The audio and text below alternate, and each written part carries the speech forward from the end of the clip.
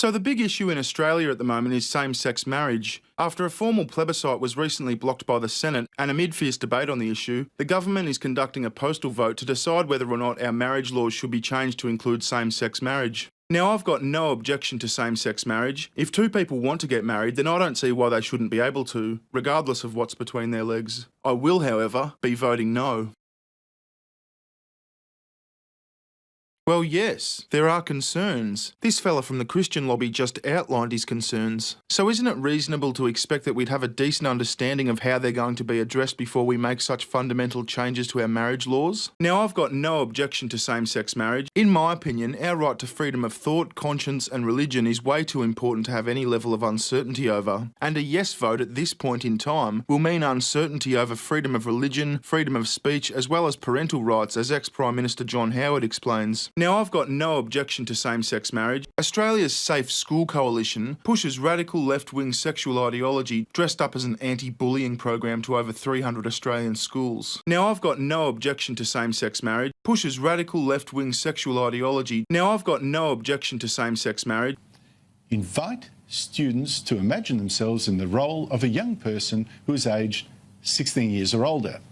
Then, tell students on the left-hand side of the room that their character is going out with someone of the same sex. Now, I've got no objection to same-sex marriage. That was part of a lesson plan for Year 7 and 8 students, 11 and 12-year-old kids.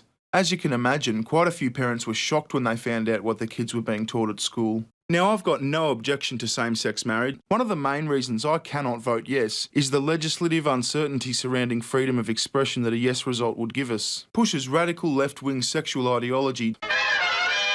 The principle of tolerance that should be at the core of anyone who values their own ability to freely express themselves. Pushes radical left-wing sexual ideology. And then there was the girl in Canberra who instantly lost her job for having the wrong opinion. So as I outlined before that little tangent, one of the main reasons I cannot vote yes is the legislative uncertainty surrounding freedom of expression that a yes result would give us.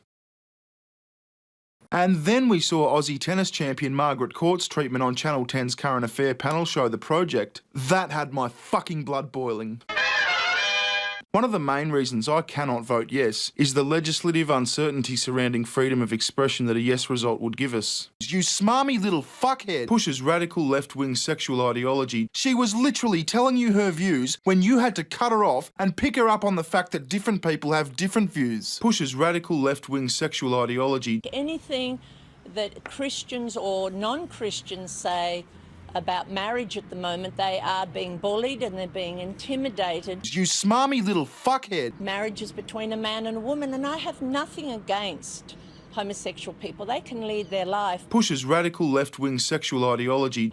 Don't touch marriage. You smarmy little fuckhead. Do you understand how hurtful it is for LGBTQI Australians when someone of your stature sort of actively promotes the idea that they're not equal? Australia's Safe School Coalition pushes radical left-wing sexual ideology dressed up as an anti-bullying program to over 300 Australian schools. You smarmy little fuckhead. Well, it is, because it's in the Bible. Listen, thunder cunt, I wouldn't call myself a Christian person either, but that doesn't illegitimise the opinion of someone who does consider themselves to be a Christian. Well, it is, because it's in the Bible. As if her view on the matter is objectively wrong and yours is objectively right. Well, it is, because it's in the Bible. That's incredibly ugly and self-righteous. You smarmy little fuckhead.